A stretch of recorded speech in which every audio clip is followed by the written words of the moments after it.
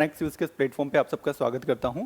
Rajasthan economy में पढ़ रहे थे, हमने लेक्चर 0 शुरू जिसमें अपन ने स्टार्ट करी थी कि यार बेसिक किस तरह से हमारा सिलेबस बना हुआ है, किस तरह से पीवाईक्यू का ट्रेंड रहा है और जो विकसित राजस्थान की संकल्पना दी गई है कि 2047 तक हम क्या अचीव करना चाहते हैं, उसके बारे में हमने थोड़ी सी बात करी थी। मैंने आपको बताया था कि हम सिलेबस इस तरह से चलाने वाले हैं कि पहले हम इकोनॉमिक प्रोफाइल, राजस्थान की इकोनॉमिक प्रोफाइल देखेंगे, कुछ इंडिकेटर्स होते हैं। उसके बाद हमने देखा था कि किस तरह से सेक्टोरियल कंट्रीब्यूशन होता है, उस पर बात करेंगे। फिर अपन लास्ट में लोगों की बात करेंगे, गवर्नेंस की बात करेंगे, स्कीम्स की बात करेंगे। कल विकसित भारत का हल्का फुल्का किसी को कुछ आइडिया याद आ रहा है क्या क्या पढ़ा था अपन ने? थोड़ा बहुत मैं रिवाइज करवा देता हूँ कि हमने बात करी थी कि मोदी जी ने 75वें जो हमारी स्वतंत्रता दिवस था उसके स्पीच में बोला था कि हमें जो आगामी 25 साल होंगे वो एक हमारा ग्रोथ फेज होगा जिसे हम अमृतकाल बोलते हैं, और उसके लिए नीति आयोग ने एक डॉक्यूमेंट बनाया कि इंडिया विकसित भारत एट 2047। उसी के आधार पर रीति ने हमारे राजस्थान के लिए बनाया विकसित राजस्थान 2047 तक। मोदी जी ने पंचप्रण भी दिए थे और बात करी थी कि कैसे हमें आगे बढ़ना है। ठीक है, हम जब विकसित राजस्थान की बात करते हैं तो हमने जो विकसित भारत की संकल्पना थी उसमें जो ज्ञान का ध्यान रखा जाता था, जो 4GYAN होते थे, है ना, गरीब का ध्यान रखा जाएगा, युवाओं का ध्यान रखा जाएगा, अन्नदाता का ध्यान रखा जाएगा, नारी शक्ति का ध्यान रखा जाएगा, इस पे अपन ने बात करी थी। उसके बाद अपन ने देखा था कि ये जो डॉक्यूमेंट है इसमें क्या क्या है, 4 मोटी मोटी थीम है। एक में हमें जन कल्याण करना है और सशक्तिकरण करना है। दूसरे में हमें क्या करना था कि जो जन कल्याण सशक्तिकरण कैसे करेंगे, इसके लिए हमें ग्रोथ चाहिए, इसके लिए हमें प्रोस्पेरिटी चाहिए, इसके लिए हमें एम्प्लॉयमेंट चाहिए और हमारा राजस्थान फ्यूचर रेडी भी रहना चाहिए। इसके लिए हमें इंफ्रास्ट्रक्चर मजबूत होना चाहिए, पानी हमारे पास होना चाहिए, सस्टेनेबिलिटी हमारे पास होनी चाहिए। और चौथा पिलर हमने देखा था कि ये सबके लिए पॉलिसी इनेबलर होनी चाहिए, हमारे पास पैसा होना चाहिए, अच्छा शासन होना चाहिए, अच्छी पॉलिसीज होनी चाहिए। ये देखे थे। इन 4 पिलर के बीच में हमने देखा था कि 13 सेक्टर्स होते हैं और वो आपके इकोनॉमिक रिव्यू के 13 चैप्टर बनाते हैं। ठीक है, यहां तक आई होप आप लोगों को सारी चीजें क्लियर होगी। और अब अपन आगे बढ़ते हैं। ठीक है, आज के लेक्चर में अपन क्या पढ़ने वाले हैं? हम आज के लेक्चर में बेसिक थोड़ा सा राजस्थान की इकोनॉमिक प्रोफाइल को डिस्कस करेंगे कि राजस्थान की इकोनॉमिक प्रोफाइल क्या है। कि हम जब इकोनॉमी की बात करते हैं, किन किन बड़े बड़े मैक्रो पैरामीटर्स की बात करते हैं कि स्टेट की जीडीपी क्या है ना, स्टेट में जो लोग रहते हैं उनकी पर कैपिटा इनकम क्या है, ठीक है, जो अलग अलग सेक्टर्स हैं वो कितना कंट्रीब्यूट करते हैं इस जीडीपी में। ये सारी चीजें आज हम इस सेशन में देखने वाले हैं। थोड़ा सा फैक्ट ज़्यादा रहेंगे आज के क्लास में, पर पहले इस सेशन को पहले लेने का रीज़न ऐसा है क्योंकि जब इनको धीरे धीरे हम जो हमारी लगभग 15-20 क्लास होगी उनमें देखेंगे तो हमें चीज़ें क्या हो जाएंगी, याद हो जाएंगी। ठीक है, इसीलिए मैं इसको लास्ट में नहीं पढ़ा, इसको पहले ही पढ़ा दे रहे हैं। ठीक है, और कोशिश करूंगा कि आपको ये सारी चीज़ें याद भी हो जाए। थोड़ा थोड़ा देखेंगे, उसके बाद इसके अलावा जो नेक्स्ट फैक्ट वाली जो चीज़ें रहेगी वो बजट में आएगी। बजट अपन थोड़ा बाद में देखेंगे, आधे फैक्ट अपन अभी करें, आधे फैक्ट अपन बजट के टाइम पे करेंगे। ठीक है, तो स्टार्ट करते हैं। पहली चीज अपन पढ़ने वाले हैं कि जीएसडीपी क्या है। उसके बाद में इसको अपन बोलते हैं हिंदी में सकल राज्य घरेलू उत्पाद।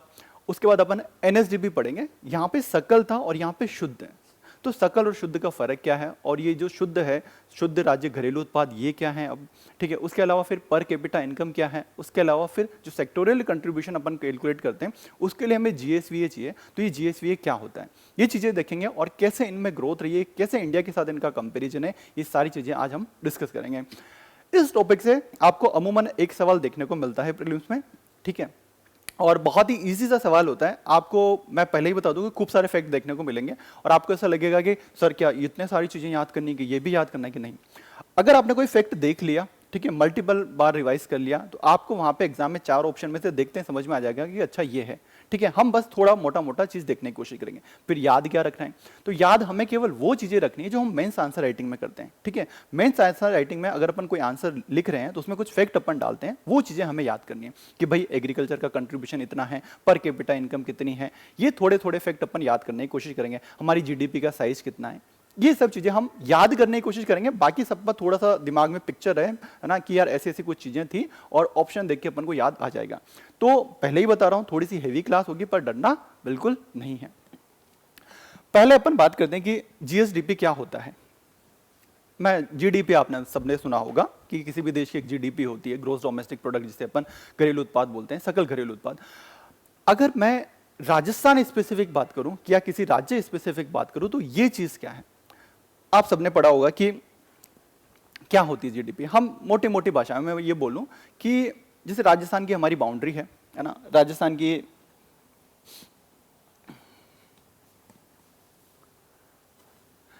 राजस्थान की जो बाउंड्री है, ठीक है, इस राजस्थान की बाउंड्री के अंदर, मैप पे मत जाना, इस राजस्थान की बाउंड्री के अंदर बहुत सारी चीजें हो रही होगी।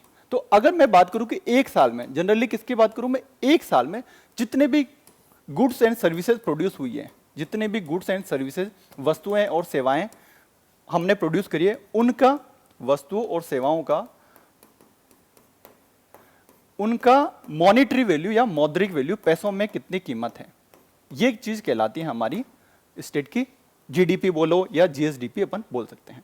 फॉर एग्जाम्पल, जैसे कि आपने देखा होगा कि राजस्थान में क्या क्या होता है, खूब सारी चीजें होती हैं। भीलवाड़ा के पास कपड़े बन रहे होंगे, टेक्सटाइल बन रहे होंगे, चित्तौड़ के पास सीमेंट बन रहा होगा, ठीक है ना। जो हमारे वेस्टर्न राजस्थान है वहाँ पे सोलर पावर बन रही होगी, विंड पावर बन रही होगी, ठीक है। कहीं पे ग्रेनाइट निकल रहा होगा, मार्बल बन रहा होगा, कहीं पे एग्रीकल्चर की खेती हो रही है, कहीं पे अचार बन रहा होगा, कहीं पे टूरिज्म हो रहा होगा, कहीं पे क्लासरूम में जैसे मैं आपको सेवाएं दे रहा हूं, पढ़ा रहा हूं, वैसे ही कोटा की कोचिंग में कोई दूसरे बंदे सेवाएं दे रहे होंगे और बच्चे सेवाएं ले रहे होंगे। तो कुल मिला के अगर अपन ये बात करें कि एक साल के अंदर, एक साल के अंदर जितने भी गुड्स, जितने भी वस्तुएं और सेवाएं हैं, ये जितने भी प्रोड्यूस हुए हैं, जिनके पैसों में मॉनेटरी वैल्यू कितनी है, एक साल में जो हमने प्रोड्यूस की है, राजस्थान की बाउंड्री के अंदर प्रोड्यूस किए, इस चीज को अपन क्या बोलते हैं, उस स्टेट ने उस साल, उस स्टेट की उस साल के लिए वो क्या है, जीएसडीपी है, उस साल के लिए वो जीएसडीपी अपन इसको बोलते हैं, सकल राज्य घरेलू उत्पाद बोलते हैं। अब देखो इसमें चार चीजें मैंने आपको बताई। जनरली बाउंड्री फिक्स है, मैं अगर इंडिया की बात करूं तो इंडिया की बाउंड्री के अंदर की जीडीपी आ जाएगी, राजस्थान की बात करूं तो राजस्थान की आ जाएगी, यूपी की बात करूं, एमपी की बात करूं तो उनकी बाउंड्री के अंदर वो चीजें। तो पहली बात तो हमें राजस्थान की बात करें तो राजस्थान की बाउंड्री के अंदर क्या है, ठीक है, वो चीज हो गई। कितने साल का कैलकुलेट करते हैं, जनरली एक साल का कैलकुलेट। क्या कैलकुलेट करते हैं, फाइनल वैल्यू, है ना, फाइनल वैल्यू। आपने मुझे फाइनल वैल्यू कितनी दी, एजुकेशन कोचिंग पढ़ाने की कितनी वैल्यू दी, कितने पैसे मुझे दिए, वो चीज मैं फाइनली कैलकुलेट करूंगा। या फिर इसका फायदा ऐसा ना कि डबल काउंटिंग अपन नहीं करते। जैसे कि मान लो अपन किशनगढ़ है, किशनगढ़ से मार्बल निकला, मार्बल से टाइल बनेगी, ठीक है। अब मैं मार्बल भी जोड़ लूं, फिर उससे टाइल भी जोड़ लूं, है ना, तो भाई डबल डबल बार जुड़ाई में आ जाएगा। तो अपन क्या करेंगे, सीधा टाइल जोड़ेंगे। तो फाइनल जो प्रोडक्ट है उसकी प्राइस अगर अपन जोड़े, जो फाइनल सर्विसेज है उसकी प्राइस अपन जोड़े, तो ये जो चीजें निकल के आएगी इसको अपन बोलते हैं जीएसडीपी, सकल राज्य घरेलू उत्पाद, ठीक है। फाइनल का मतलब ये होता है, अंतिम का मतलब है कि अपन दो बार काउंटिंग ना कर पाए, ठीक है। और हमेशा ऐसी चीजें होगी जो मॉनेटरी वैल्यू में अपन नापेंगे, मौद्रिक मूल्य में अपन नाप सकते हैं। तो क्लियर है जीएसडीपी क्या होती है, ठीक है। जीएसडीपी क्या होती है थोड़ा बहुत क्लियर है ऑनलाइन, ठीक है। अगेन रिपीट कर देता हूं कि राजस्थान की बाउंड्री, जनरली कोई दूसरा राज्य भी हो सकता है, पर अपन राजस्थान की बात कर रहे हैं तो विद इन ए स्टेट की बाउंड्री के अंदर एक साल के अंदर जितने भी गुड्स एंड सर्विसेज प्रोड्यूस होती हैं उनकी फाइनल मौद्रिक मूल्य या मॉनेटरी वैल्यू जो भी होगी वो क्या कहलाएगी हमारी, ये कहलाएगी जीएसडीपी, कि ये हमने प्रोड्यूस करा है, टोटल एक साल में हमने इतना उत्पादन किया है, ठीक है। ये रिप्रेजेंट करता है कि एक साल में हमने क्या चीजें बनाई है, क्या चीजें हमने प्रोड्यूस करी है। तो किसी भी इकोनॉमी को मेजर करने का एक सबसे बढ़िया तरीका होता है कि हम वहां की जीडीपी, या कोई स्टेट है तो वहां की जीएसडीपी देखने की कोशिश करें। तो ये राजस्थान के संदर्भ में है कि राजस्थान में कहीं पे एग्रीकल्चर भी है, कहीं पे सर्विस सेक्टर भी है, कहीं पे इंडस्ट्री भी है, और वो कुछ ना कुछ चीजें प्रोड्यूस कर रहे हैं, कुछ गुड्स कर रहे हैं, कुछ सर्विसेज कर रहे हैं, और उनकी टोटल वैल्यू अपन निकालने की कोशिश करते हैं, ठीक है।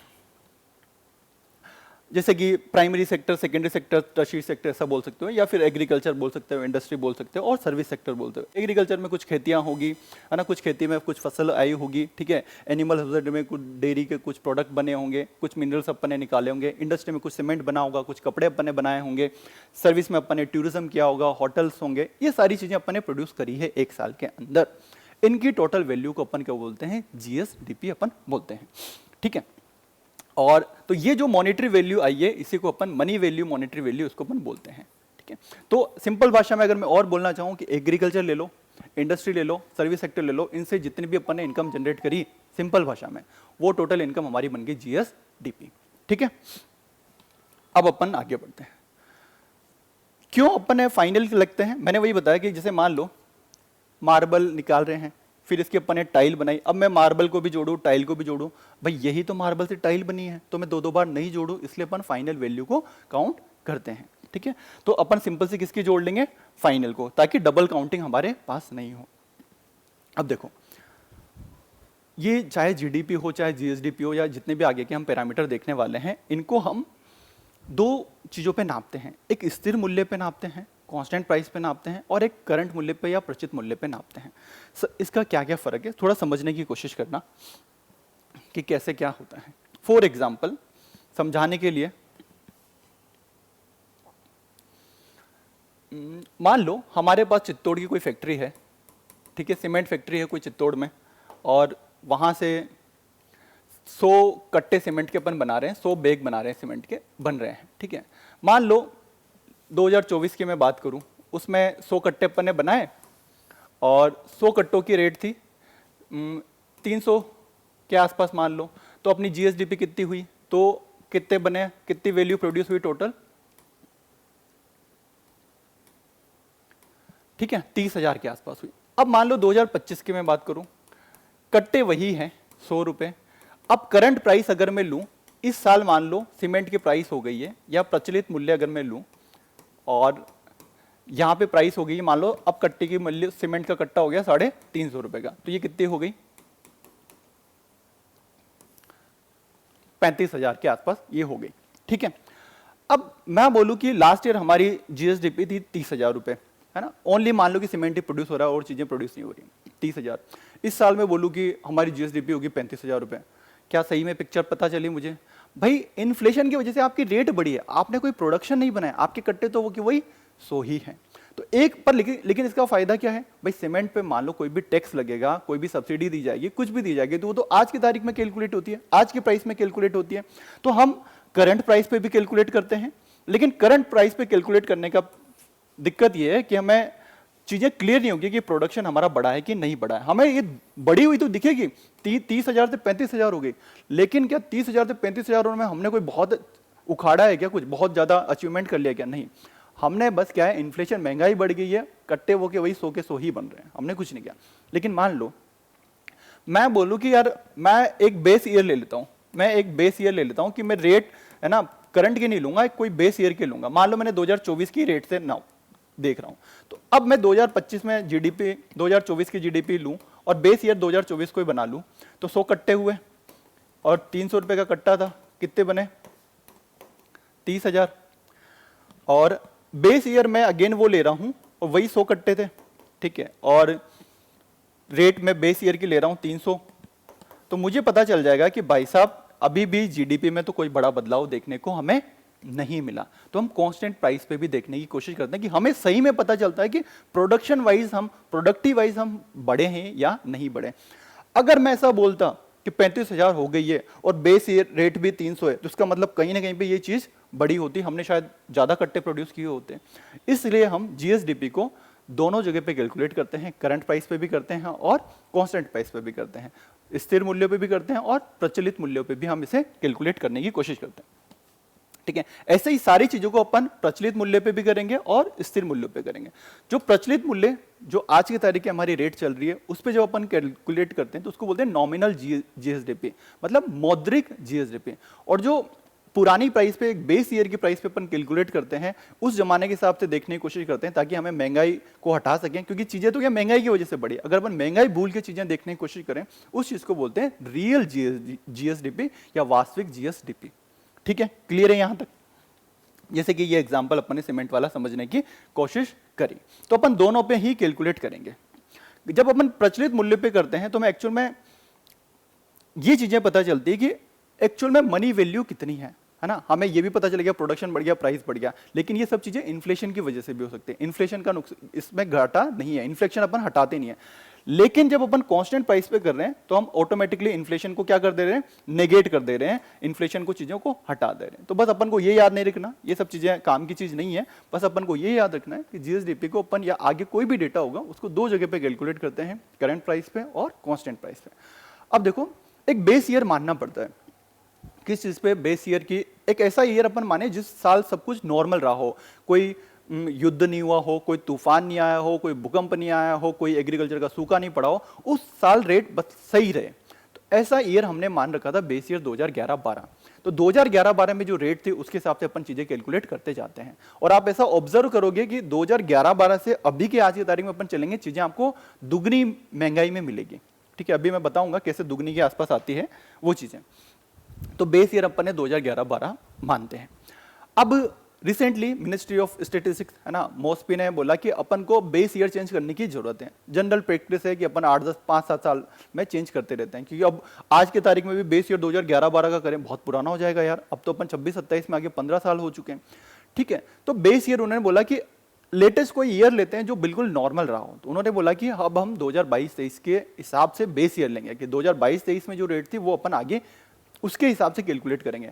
लेकिन आपके इकोनॉमिक रिव्यू में वो सारी चीजें जो हैं 2011-12 के हिसाब से, आगे वाला जो इकोनॉमिक रिव्यू आएगा उसमें 2022-23 के हिसाब से आएगी, क्योंकि कोरोना के बाद जो सबसे नॉर्मल ईयर था वो 22-23 ही था। ठीक है, अपन को चीज याद नहीं रखनी है, अपन को याद रखना है कि अभी भी अपने लिए बेस ईयर 11-12 है। राजस्थान के जितने भी अकाउंट्स हैं उसमें धीरे धीरे बेस ईयर चेंज होते होते सारे डेटा कैसा हो जाएगा, 22-23 के आधार पर हो जाएगा। बस मोटी मोटी बात यह है कि जो भी कैलकुलेट होगी, चाहे जीएसडीपी हो, चाहे एनएसडीपी हो, चाहे पर कैपिटा इनकम हो, जीएसवी हो, सब अपन दो जगह पे कैलकुलेट करते हैं, प्रचित मूल्य पे और एक स्थिर मूल्य पे करते हैं। और स्थिर मूल्य पे करते हैं तो एक ईयर को बेस लेना पड़ता है, जो हमने ले रखा है 2011-12। ठीक है,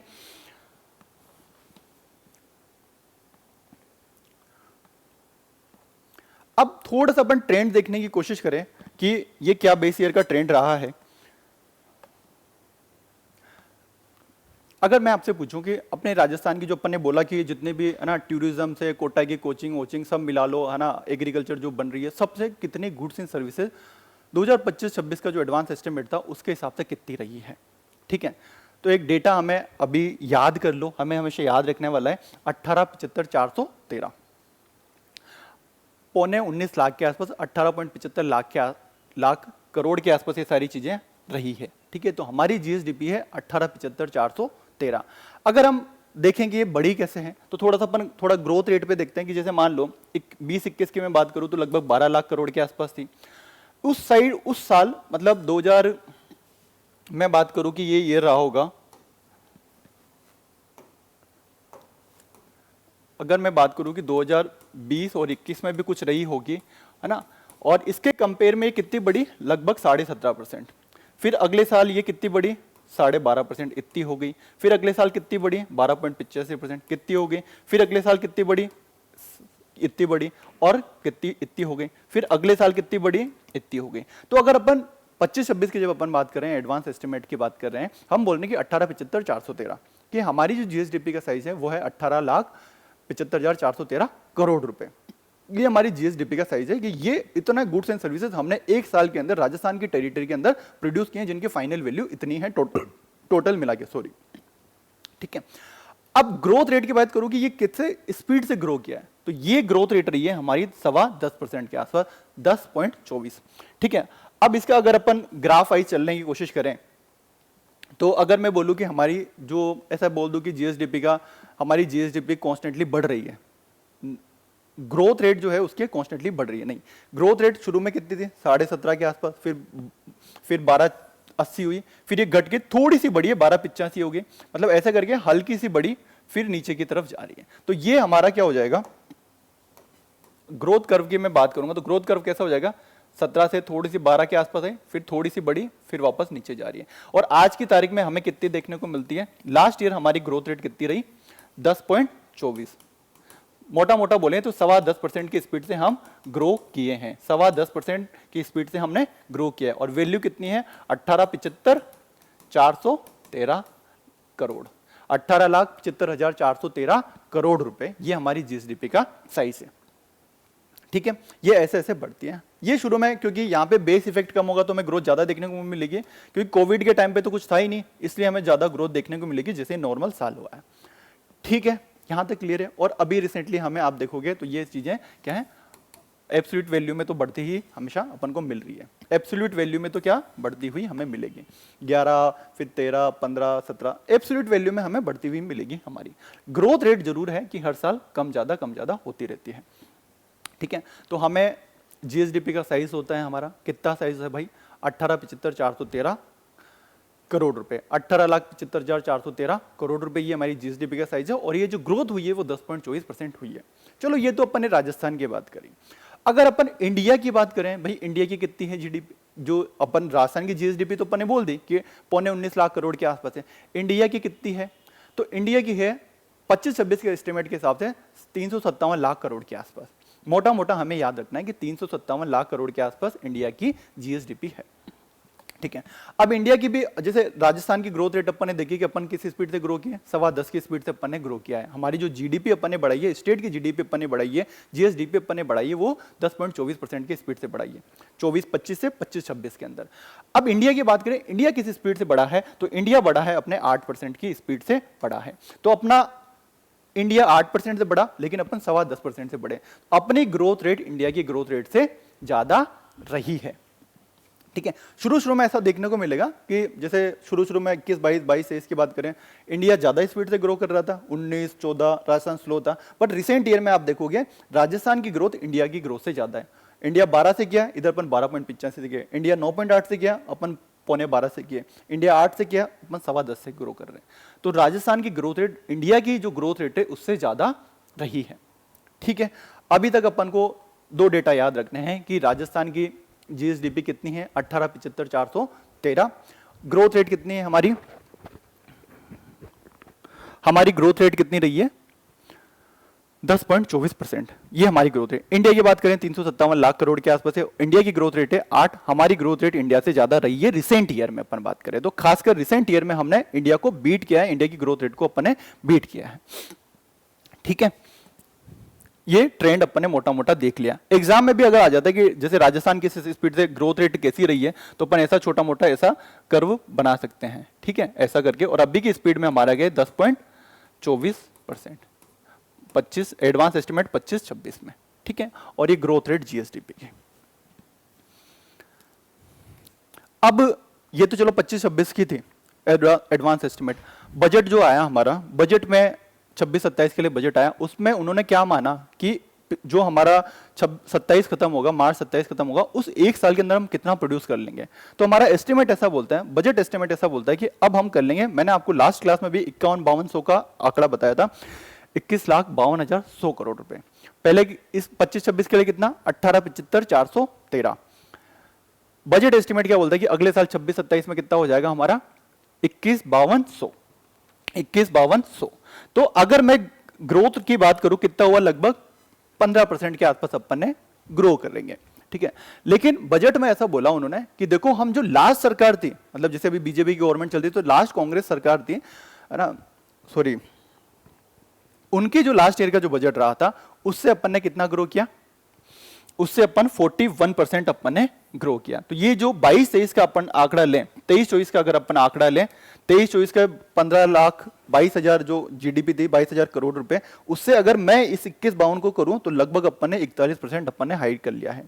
तो जो उनकी लास्ट ईयर की जो पुरानी सरकार थी, उसके लास्ट ईयर से, या ऐसा बोलो 2023-24 से अपन ने इस साल जो बजट एस्टिमेट है वो ऐसा बोलता है कि हम हमारी जो जीएसडीपी का साइज है वो लगभग 41% बढ़ा लेंगे। किससे 41%, 15-22-63 का। ये याद नहीं रखना, बस अपन को ये याद रखना है कि ऐसा एक स्टेटमेंट आ जाए कि इस साल की जीडीपी, बजट एस्टिमेट ऐसा बोलता है कि इस साल की जो जीएसडीपी रहेगी वो रहेगी 51-52 करोड़ रुपए, ऐसा बोल दिया। और ये पिछले साल की तुलना में 41% ज्यादा है। सही हुआ कि गलत हुआ, गलत हुआ। पिछले साल की तुलना में नहीं भाई, लास्ट सरकार के लास्ट ईयर, मतलब 23-24 के तुलना में ये 41% बढ़ी है।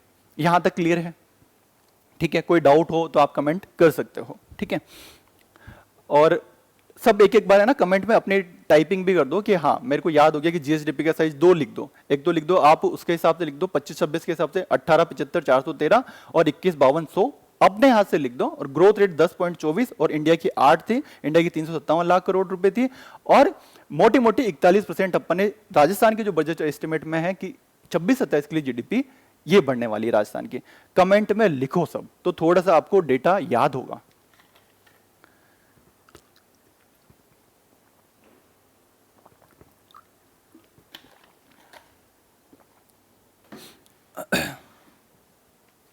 ठीक है, ये चीजें है, कमेंट में लिखो एक बार। अब मैंने आपको क्या बताया कि जीएसडीपी या कोई भी चीज अपन 2 रेट पे कैलकुलेट करते हैं, कांस्टेंट प्राइस पे और कांस्टेंट प्राइस पे और प्रचलित मूल्यों पे जो करंट प्राइस पे।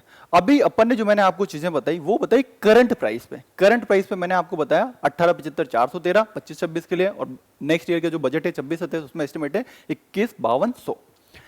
ये करंट प्राइस पे आज की तारीख में जो पैसा रेट चल रही है मार्केट में इन्फ्लेशन सहित वो जो रेट है उस पे अपन ने जोड़ा। अगर मैं कांस्टेंट प्राइस पे 2011-12 पे कैलकुलेट करने की कोशिश करूं तो हमारी जीएसडीपी का साइज आता है 981,807, लगभग आधी। मैंने क्या बोला कि डबल के आसपास हो जाएगी, तो लगभग आधी हो जाएगी। तो ठीक है, तो अगर अपन ये बात करें जीएसडीपी की अपन बात करें, और इसको अपन एक तो है करंट प्राइस पे और एक है हमारी कांस्टेंट प्राइस पे। कांस्टेंट प्राइस कौन सी लेते हैं अपन, बेस ईयर हमारा कौन सा ले रहे हैं अपन, 2011-12 के हिसाब से ले रहे हैं। ठीक है, तो अगर मैं एडवांस एस्टिमेट 25-26 की बात करूं और बजट एस्टिमेट 2026-27 की बात करूं, क्या क्या वैल्यू है करंट रेट पे कितने, 18,75,413 करोड़ रुपए, और बजट एस्टिमेट कितना बोलता है 21,52,100 करोड़ रुपए। कांस्टेंट प्राइस पे अगर अपन बात करेंगे तो लगभग थोड़ी सी आधी के आसपास है, 981,807, 981,807। ठीक है, ये ग्रोथ रेट कितनी थी, किस स्पीड से ग्रो कर रहा था, ये ग्रो हुआ था हमारा 10.24% से, और ये जो ग्रोथ रेट है, ये ग्रोथ रेट है अगर कांस्टेंट प्राइस पे ग्रोथ रेट निकालेंगे 8.66%। ठीक है, इंडिया की कंपैरिजन करेंगे, इंडिया की कितनी थी भाई, 357 लाख करोड़ के आसपास, इंडिया की ग्रोथ रेट 8% थी। वैसे इंडिया की ग्रोथ रेट अपन यहां पे निकालेंगे तो इंडिया की आएगी 7.4। कुल मिलाकर अपन इंडिया से ज्यादा स्पीड से ग्रो कर रहे हैं। ठीक है,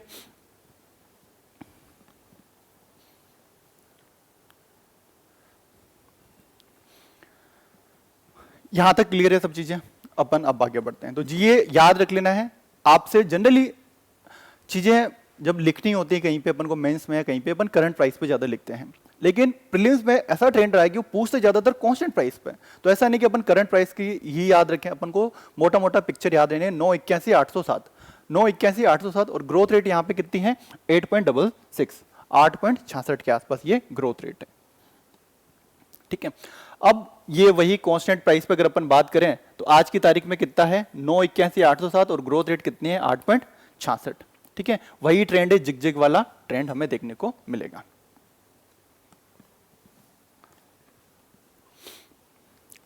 बेस ईयर का मैंने बता दिया, अपन को अभी इसकी टेंशन लेनी नहीं है। अब ये तो चलो अपन ने बात करी, राजस्थान की बात करी। ठीक है, अगर अपन ये बोले इंडिया का जो 357 लाख करोड़ था उसका कितना परसेंट होता होगा लगभग, ठीक है ना, या फिर ऐसा मोटा मोटा बात, इंडिया की जो हमारी जो नेशनल जीडीपी है उसमें राजस्थान कितना कंट्रीब्यूट करता है। अगेन दो चीजों पे देखें, कांस्टेंट प्राइस पे और बेस ईयर पे, या कांस्टेंट प्राइस बेस ईयर पे या फिर करंट प्राइस पे कितना करता है। तो भाई इंडिया जो है, राजस्थान जो है, इंडिया के अंदर राजस्थान अपना कितना परसेंट योगदान देता है, वो देता है करंट प्राइस पे 5.25%, 5.25% हम योगदान देते हैं। अगर इंडिया 100 रुपए की गुड्स एंड सर्विसेज प्रोड्यूस करता है तो उसमें से 5.25 रुपए राजस्थान निकाल के देता है।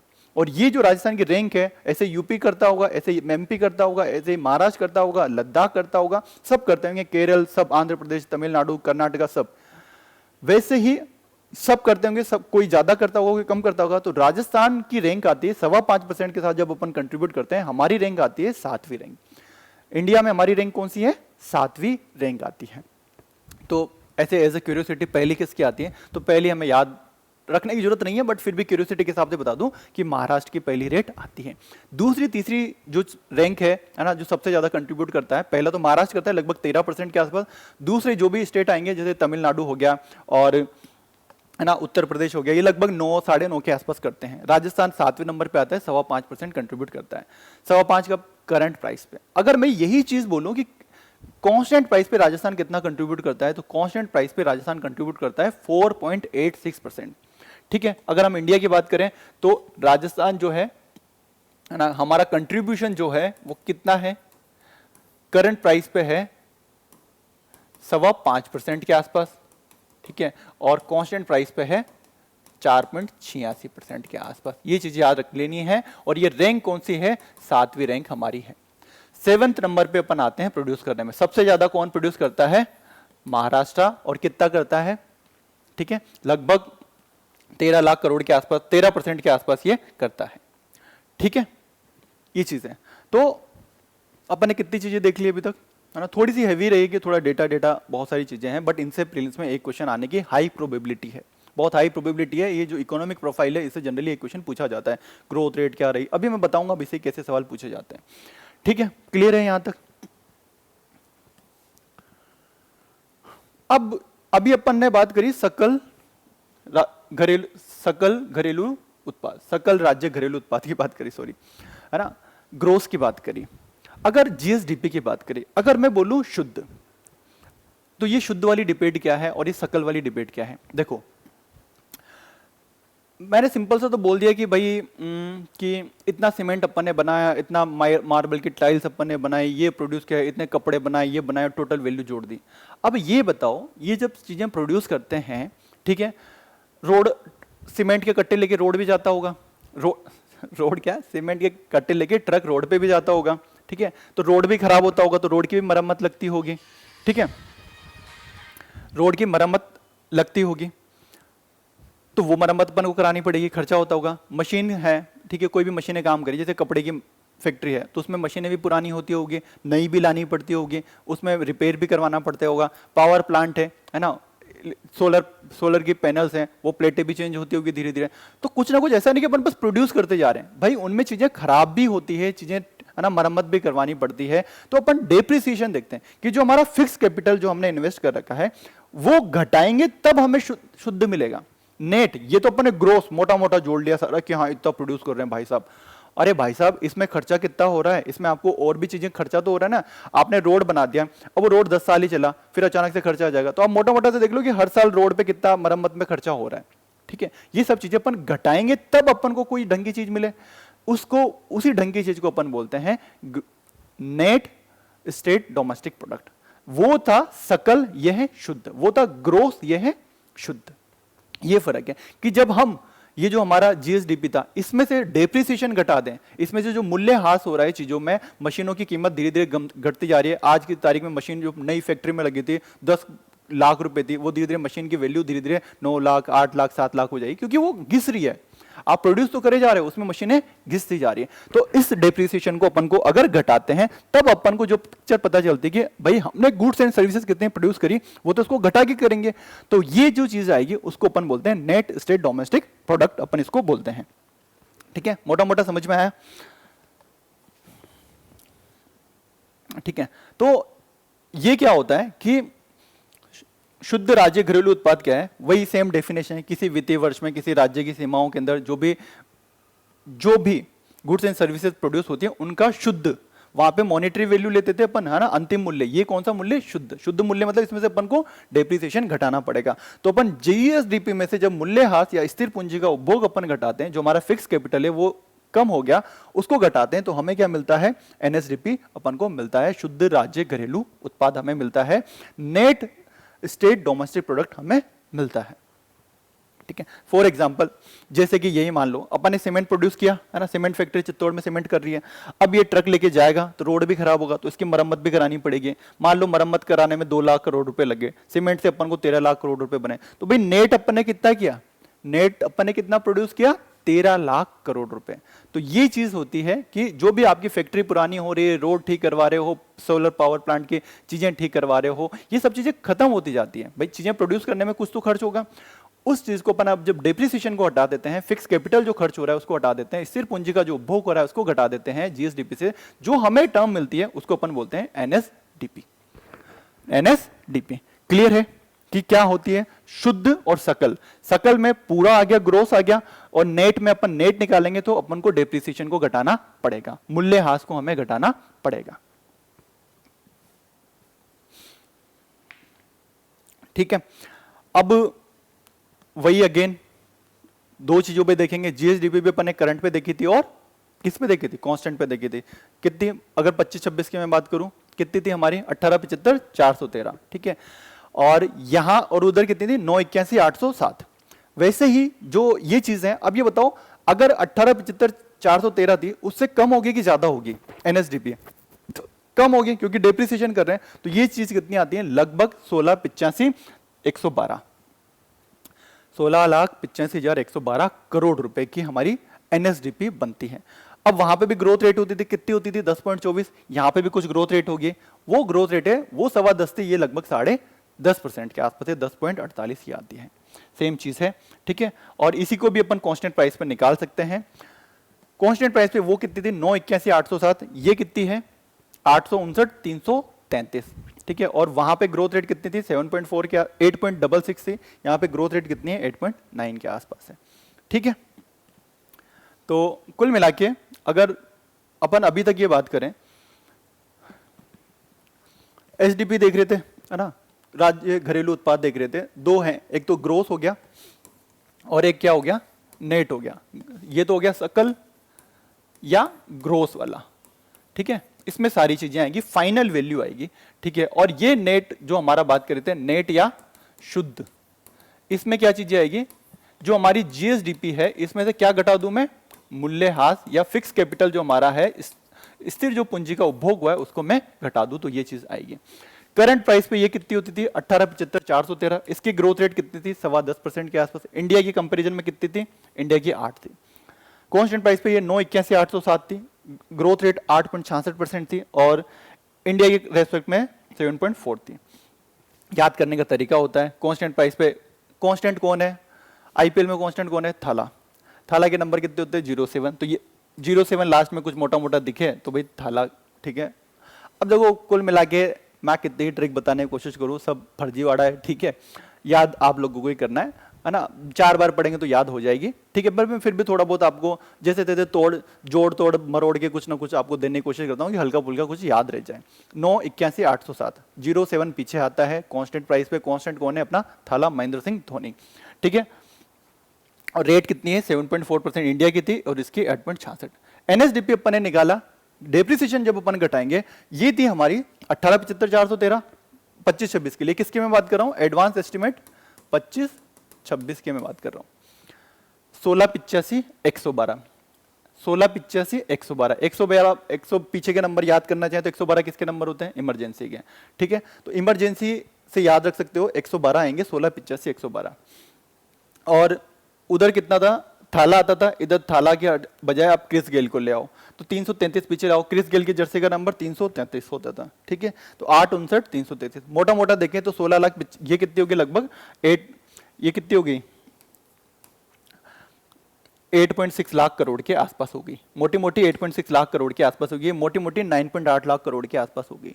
9.8 लाख करोड़, ये 8.6 लाख करोड़। और मैंने बताया था लगभग कितनी होगी? आधी होगी, लगभग बोल रहा हूं मैं, लगभग। बेस ये क्योंकि अपन ये सब कैलकुलेट कहां पे करते हैं? कांस्टेंट प्राइस कौन सी? 2011-12 की रेट पे कैलकुलेट कर रहे हैं। तो अभी तक महंगाई 11-12 से 15 साल में डबल तो बढ़ी होगी, तो ये डबल बढ़ी होगी तो रेटें अपन को डबल मिलेगी सारी चीजों की। तो ये लगभग 9.8 लाख करोड़ थी, आज की तारीख में अपन को लगभग 19.5 लाख करोड़ मिलती है। ये 8.6 लाख करोड़ है उसकी रेट के हिसाब से देखे तो, और ये है 16,85,112, 859,333, ठीक है। और ग्रोथ रेट की बात करें, ये 10.25 थी, और ये ग्रोथ रेट कितनी है अपनी? 10.48%। 10.25 से ग्रो कर रहा था, ये 10.5 से ग्रो कर रही है। ये 8.66 के आसपास है, ये 8.9 के आसपास है, ठीक है। एनएसडीपी क्लियर है? एनएसडीपी क्लियर है? एक बार सब कमेंट सेक्शन में लिख दो कि हाँ भाई एनएसडीपी हमारा क्लियर है। तो अपन ने अभी तक देख लिया इकोनॉमिक प्रोफाइल में, अपन ने पहला देखा जीएसडीपी क्या है और एनएसडीपी क्या है, फर्क देख लिया। जीएसडीपी में अपन क्या कर रहे थे? टोटल अपन ने कैलकुलेट कर लिया, फाइनल वैल्यू कैलकुलेट कर ली गुड्स एंड सर्विसेज की एक राजस्थान के अंदर। एनएसडीपी में अपन ने क्या किया? उसमें से डेप्रिसिएशन को घटा दिया। डेप्रिसिएशन को घटाएंगे तो वैल्यू कम आएगी, और कम आएगी तो 1875 में से कितने? लगभग 2 लाख के आसपास कम हो गए, और 16,85,112 हमें मिल गए। 112 और ये 333 अपन याद रख सकते हैं, ठीक है। यहां तक क्लियर है किसी सबको? अब अपन आगे बढ़ते हैं। अब इसी एनएसडीपी से एक कंसेप्ट आता है पर कैपिटा इनकम, ठीक है। भाई हम राजस्थान की इकोनॉमिक प्रोफाइल की बात करें, हमने ये तो बता दिया कि देखो भाई कि हम इतना गुड्स एंड सर्विसेज प्रोड्यूस करते हैं, ये तो बता दिया। हम अब ये बताओ कि राजस्थान में हर आदमी है लगभग कितना इनकम कमाता है। तो इनकम कमाने का फंडा अगर अपन निकालने की कोशिश करें तो कैसे निकालते हैं भाई, है ना। तो यहाँ पे इनकम निकालने का फंडा अपन यही करेंगे कि जीएसडीपी ले कि एनएसडीपी ले, तो बेटर कौन सा हो गया? एनएसडीपी हो गया। ये तो हमें भी समझ में आता है ना। एनएसडीपी डेप्रिसिएशन को घटा के करेंगे तभी सही में पता चलेगा कि इतना हमने सही में प्रोड्यूस किया है। अब इतना हमने गुड्स एंड सर्विस सबने मिला के प्रोड्यूस करी है, सबने मिला के करी, तो भाई सब में बांट के देखते हैं पर आदमी ने कितनी कितनी इनकम आई, ये जो टोटल अपन ने प्रोड्यूस किया इससे कितने कितने इनकम हो रही होगी लगभग सबको, है ना। ये सब पैसा हमने जनरेट किया, ये सब गुड्स एंड सर्विसेज से जो पैसा हुआ हमने जनरेट किया, जिसको अपन ने जीएसडीपी बोला, डेप्रिसिएशन घटा के अपन ने एनएसडीपी बोला। तो भाई सारी पॉपुलेशन से डिवाइड कर लो, तो भाई राजस्थान की पॉपुलेशन कितनी है, लगभग कितनी है, 8.5 करोड़ के आसपास होगी, है ना। एग्जैक्ट मुझे भी अभी याद नहीं आ रहा, पर इतने के आसपास होगी। तो अगर अपन ये निकालने की कोशिश करें तो कितना आएगा। अब ये है कि पॉपुलेशन कब की ले, जनवरी के लिए, फरवरी के लिए, दिसंबर के लिए, अक्टूबर के लिए, तो अपन क्या करते हैं, मिड ईयर की पॉपुलेशन लेते हैं। तो पर कैपिटा इनकम जब अपन कैलकुलेट करते हैं, क्लास में कोई दिक्कत तो नहीं है ना, मैसेज में मेरे को देख लेता हूं, है ना, सॉरी मैसेज आते मुझे लगा कि कोई दिक्कत हो गई, है ना। सारी चीजें सही चल रही है ना। और अपन पढ़ रहे थे पर कैपिटा इनकम, अपन पढ़ रहे थे, तो पर कैपिटा इनकम को कैलकुलेट करने का फंडा ये होगा कि जो हमारी एनएसडीपी आई थी उसमें से मिड ईयर की जो पॉपुलेशन है उसे डिवाइड कर दो, इससे हमें पता चल जाएगा कि हर आदमी ने कितना कमाया है लगभग, ठीक है। अब इसको बोलते हैं अपन पर कैपिटा इनकम, और इसका फॉर्मूला क्या हो गया, NSDP divided by mid year population. अर्धवार्षीय जो जनसंख्या होगी उससे हमें डिवाइड करना है, किसको, शुद्ध को, सकल को नहीं, शुद्ध को। तो हमें कंफ्यूज नहीं होना है, अगर हमें फॉर्मूला आ जाए या स्टेटमेंट में आ जाए तो ये क्या चीज है, एनएसडीपी है, जीएसडीपी नहीं है। और ये कॉमन सेंस भी बोलता है, क्योंकि भाई मशीनें भी खराब हो रही है तो डेप्रिसिएशन घटा के हमें बेटर पता चलेगा। तो पर कैपिटा इनकम अपन एनएसडीपी पे कैलकुलेट करते हैं, और वो आती है हमारी NSDP divided by mid year की पॉपुलेशन, ठीक है। कितनी है, क्या है ना, हर साल किस स्पीड से बढ़ रही है, इस पे अपन थोड़ी सी चर्चा कर लेते हैं। तो प्रति व्यक्ति आय कितनी होती है, शुद्ध राज्य का जो हमारा घरेलू उत्पाद है उसमें राज्य की जो मध्यवर्षीय जनसंख्या है उससे आप डिवाइड कर दो, इससे लगभग आइडिया चलेगा कि हर आदमी ने लगभग कितना पैसा प्रोड्यूस किया है, कमाया है ना, गुड्स एंड सर्विसेज के थ्रू, एवरेज, ठीक है। इंडिया कितना रहा है, क्या रही है ना। देखो आपका मेंस का सिलेबस आप देखोगे ना तो उसमें इकोनॉमिक इंडिकेटर्स दे रखे हैं, उसमें पहला था स्टेट डोमेस्टिक प्रोडक्ट जो अपन ने पढ़ लिया, दूसरा है पर कैपिटा इनकम। तो ये पर कैपिटा इनकम ये है। तो पर कैपिटा इनकम क्या क्या सिग्निफाई करती है, पहले तो कैसे कैलकुलेट करते हैं ये अपन ने बात कर ली कि एनएसडीपी में मिड ईयर की पॉपुलेशन को डिवाइड कर दो तो हमें पर कैपिटा इनकम मिल जाती है। पर कैपिटा इनकम क्या दिखाती है, ये दिखाते हैं कि हर आदमी लगभग कितना एक साल में कितना कमाता है, ठीक है। ये अब देखो मैं ऐसा बोलूँ कि किसी स्टेट की, जैसे मान लो बिहार है और राजस्थान है, जैसे अपन 25-26 के लिए बात करें, पर कैपिटा इनकम है जैसे राजस्थान की 2,02,349, हम लगभग 2,02,000 पर साल भर में कमाते हैं। बिहार की कितनी, 66,000 के आसपास है। गोवा की मान लो 6-7 लाख के आसपास है। तो आपको समझ में आ जाएगा कि जिसकी पर कैपिटा इनकम ज्यादा है वो लोग थोड़े समृद्ध हैं, गोवा में थोड़े और बेटर होंगे, बिहार में थोड़े पीछे होंगे हमसे, हम थोड़े बीच में एवरेज में हैं। तो पर कैपिटा इनकम समृद्धि का प्रतीक है, एक नॉर्मल कॉमन सेंस बोलता है। जहां पर कैपिटा इनकम ज्यादा होगी तो मतलब इकोनॉमी उस स्टेट की अच्छी है, तो पर कैपिटा इनकम उस स्टेट की इकोनॉमी का अच्छा का प्रतीक है। तो जब अपन पर कैपिटा इनकम की बात करते हैं तो पर कैपिटा इनकम अगर हाई है तो मतलब लिविंग स्टैंडर्ड अच्छा है लोगों का, ठीक है, पैसा उनके पास ज्यादा है, वो ज्यादा चीजें खरीद सकते हैं, है ना। और जिनकी 66,000 है, जिनकी 2 लाख रुपए इनकम है, तो भाई 66,000 वाले से तो ज्यादा ही खरीद पाएंगे, हमारी परचेजिंग पावर ज्यादा होगी, ठीक है। और एक स्ट्रॉन्गर इकोनॉमी का हमें पता चलता है। वही पर कैपिटा इनकम कम है तो हमें क्या पता चलता है, गरीबी होगी, जहां पे भाई लोगों की इनकम ही नहीं, जहां पे 50-60,000 रुपए आप साल भर के कमा रहे हो, क्या कमाया आपने, ठीक है। लोअर कंजम्पशन कैपेसिटी रहेगी, पैसा ही नहीं है तो आप कंजम्पशन क्या करोगे, किस चीजों का उपभोग करोगे, कर ही नहीं पाओगे, आपकी परचेजिंग पावर ही नहीं है, ठीक है। तो पर कैपिटा इनकम ये मेंस पर्सपेक्टिव से बता रहा हूं मैं, और बाकी डिटेल में अपन मेंस के टाइम पे और पढ़ लेंगे, बस शॉर्ट में क्रिप्स में जल्दी से अपन यहां देख लेते हैं। अब पर कैपिटा इनकम है, इसको भी अपन 2 रेट पे कैलकुलेट करेंगे, करंट प्राइस पे और कांस्टेंट प्राइस पे अपन कैलकुलेट करते हैं। वही करंट प्राइस पे करेंगे तो उसमें इन्फ्लेशन एडजस्ट आ जाएगा, और कांस्टेंट पे करेंगे तो इन्फ्लेशन हट जाएगा, ठीक है।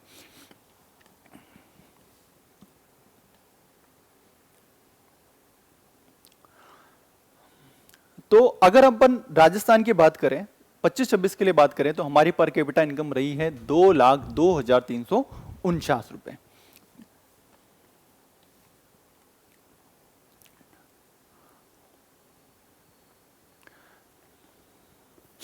थोड़ा सा ट्रेंड देखने की कोशिश करते हैं कि पर कैपिटा इनकम का क्या ट्रेंड रहा, मोटा मोटा थोड़ा सा ट्रेंड देखने की कोशिश करते हैं कि पहले थी 21-22 में 1,34,000 के आसपास। कोविड के टाइम पे तो सबकी इनकम जीरो हो गई थी, तो मतलब जीरो के बहुत कम हो गई थी, तो अचानक से ग्रोथ रेट हमें ज्यादा देखने को मिलेगी, पर धीरे धीरे हमें नॉर्मल ग्रोथ रेट अपन को देखने को मिलेगी, ठीक है। और 24-25 में थी 1,85,000, 23-24 में थी 1,67,000। सरकार जो है उसका रिप्रेजेंट करने का उनका कंपटीशन किससे होता है? पुरानी सरकार से। तो पुरानी सरकार के लास्ट ईयर से वो बोलते हैं। पुरानी सरकार के लास्ट ईयर से बजट कितना बढ़ा? जीएसडीपी कितनी बड़ी हमारी? 41%। और वैसे ही उस टाइम की अपन को ये भी याद रखनी है कि उस टाइम पे पर कैपिटा इनकम कितनी थी? 1,67,000 के आसपास थी, 1,67,027। इससे लास्ट ईयर कितनी बढ़ गई? 2,02,349 रुपए, ठीक है। पर अपन लास्ट ईयर से ही बात करें तो अपन ने कितनी बढ़ी? 9.3 के आसपास बढ़ी, 9.25 के ऊपर है थोड़ी सी, उस स्पीड से हमारी पर कैपिटा इनकम बढ़ी है।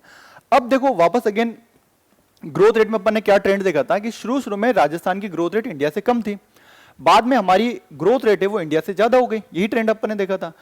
अगर ग्रोथ रेट हमारी ज्यादा है तो वही ट्रेंड हमें पर कैपिटा इनकम में देखने को मिलेगा। पर कैपिटा इनकम वही लोगों की प्रति व्यक्ति आय हमें वही देखने को मिलेगी। पहले हम प्रति व्यक्ति आय में ग्रोथ रेट कम देखने को मिलेगी इंडिया के कंपैरिजन में। अब ग्रोथ रेट हमारी बढ़ गई तो हमारी लोगों के पास जल्दी स्पीड से पैसा आने लग गया, तो हमारी जो पर कैपिटा इनकम की ग्रोथ रेट है वो हमें इंडिया से ज्यादा देखने को मिलेगी रिसेंट ईयर में। वही सेम चीज बात आएगी, ठीक है। तो आप देखोगे तो इंडिया की देखो 18.5, इधर 16.5, इधर 12, इधर 11, है ना। फिर हम रिसेंट ईयर में आप देखोगे तो हम रिसेंट ईयर में ऐसा देख रहे हैं कि हम इंडिया की जो पर कैपिटा इनकम जिस स्पीड से बढ़ रही है, इंडिया के एवरेज की बात करें, भारत का एक एवरेज आदमी कितना कमाता है और राजस्थान का एक एवरेज आदमी कितना कमाता है, तो हम ये देख पाते हैं कि राजस्थान का एक एवरेज आदमी की जो कमाने की क्षमता है वो धीरे धीरे बहुत स्पीड से बढ़ रही है इंडिया के कंपैरेटिवली, है ना। जैसे लास्ट ईयर इनकी 7% के आसपास बढ़ी और हमारी कितनी बढ़ी? 9.25% के आसपास हमारी बढ़ी, 9.3 के आसपास हमारी बढ़ी है। तो एक सवाल ये आता है कि राजस्थानियों की पर कैपिटा इनकम तो अपन ने बात कर ली 25-26 के हिसाब से कि 2,02,349 रुपए अपन ने बात कर ली। इंडिया का एवरेज पर्सन कितना कमाता है? तो इंडिया का एवरेज पर्सन कमाता है लगभग 2,20,000 के आसपास, 2,19,575, 2,19,575। तो अगर मैं बात करूं, पर कैपिटा इनकम की बात कर रहे थे अपन, ठीक है, एक इंडिया की और एक राजस्थान की बात कर रहे थे। अपन बात कर रहे हैं 25-26 के लिए, ठीक है। राजस्थान की पर कैपिटा इनकम 2,02,349 रुपए, इंडिया की पर कैपिटा इनकम 2,19,575 रुपए, लगभग कितनी? 2,20,000 के आसपास, ठीक है। ये चीजें फिर भी मोटा मोटा आप देखोगे तो समझ में आएगा कि इंडिया का एवरेज आदमी राजस्थानी से ज्यादा कमा रहा है, हम तो फिर भी कम है। तो कितना ज्यादा कमा रहा है भाई?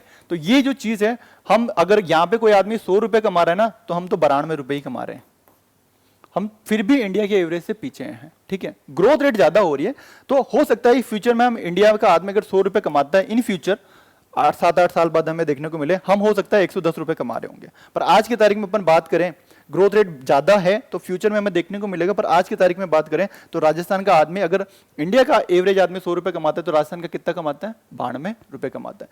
इंडिया का आदमी अगर 2,19,575 रुपए कमा रहा है तो राजस्थान का आदमी कितना कमा रहा है?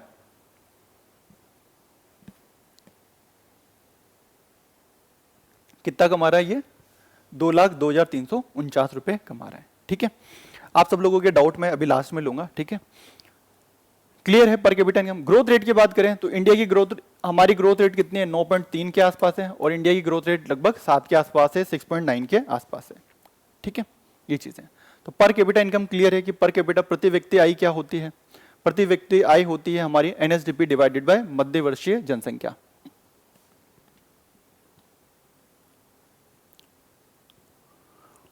और थोड़ा सा अपन बेस ईयर पे आते हैं। बेस ईयर क्या था? 11-12। ये सब अपन ने किस पे बात? 2,02,349 किस पे बात करी? करंट प्राइस पे। वही सेम चीज, हर चीज करंट पे और कांस्टेंट पे अपन देखते हैं।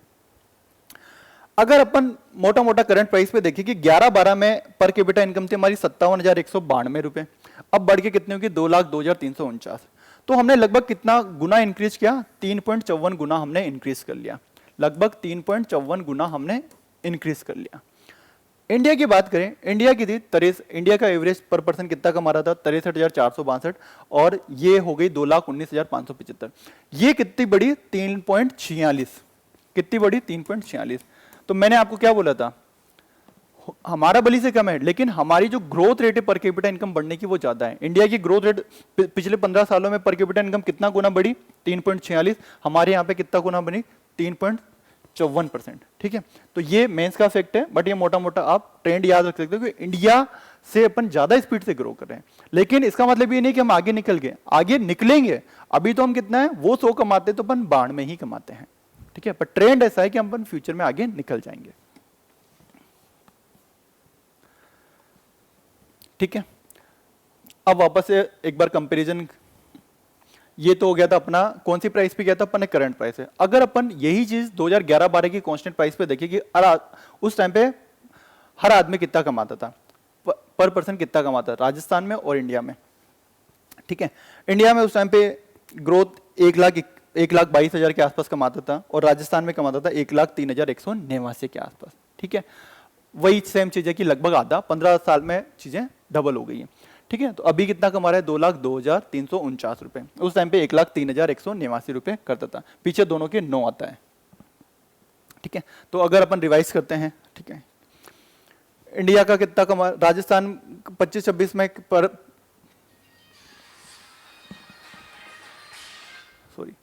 पर कैपिटा इनकम कितने करंट प्राइस पे? 2,02,349 रुपए। इंडिया की कितनी है? 2,19,575 रुपए। ये ग्रोथ रेट अपनी 9.3 के आसपास है, ये ग्रोथ रेट कितनी है? 6.9 के आसपास है। ठीक है, हम इंडिया से ज्यादा ग्रो कर रहे हैं। पर कैपिटा इनकम अगर अपन कांस्टेंट प्राइस पे बात करें 2011-12 के हिसाब से देखें तो हमारी पर कैपिटा इनकम कितनी है? 1,03,189। इंडिया की कितनी है? लगभग 1,22,000 के आसपास।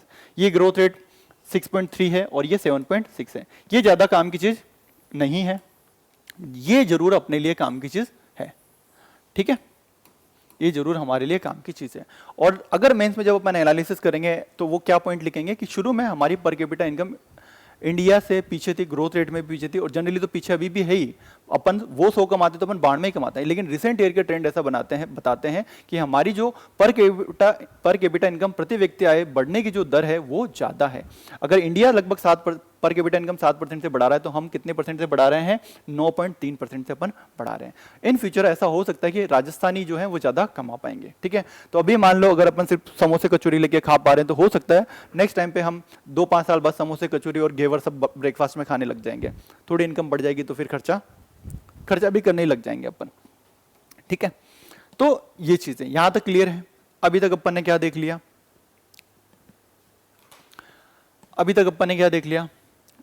शुरू में अपन ने देखा था जीडीपी, देखा था एसडीपी, देखा था उसके जीएसडीपी होती थी। कितनी होती थी भाई? 18,75,413। किसके लिए? ये 25-26 एडवांस एस्टिमेट 25-26।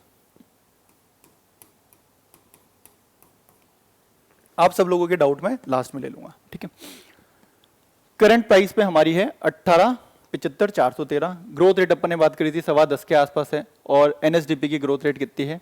ठीक है, 10.5 के आसपास है। ग्रोथ रेट है ये, समझो इसको, ग्रोथ रेट है ये, डिफरेंस नहीं है। ग्रोथ रेट तो इसके कंपैरिजन में यहाँ पे कुछ क्या होगा? 15 के आसपास होगी कुछ, उससे कितनी स्पीड से बढ़ा वो चीज है। ग्रोथ रेट है ये, है ना? तो जरूरी नहीं कि इससे कम ही होगा। ग्रोथ रेट है ये इससे कैलकुलेट होती है, इसके पुराना कितना साल का क्या क्या बढ़ रहा है उससे कैलकुलेट होती है। ठीक है, कांस्टेंट प्राइस कितनी है? 981,807, ग्रोथ रेट 8.66, और हमारी जो एनएसडीपी थी वो थी 859,333।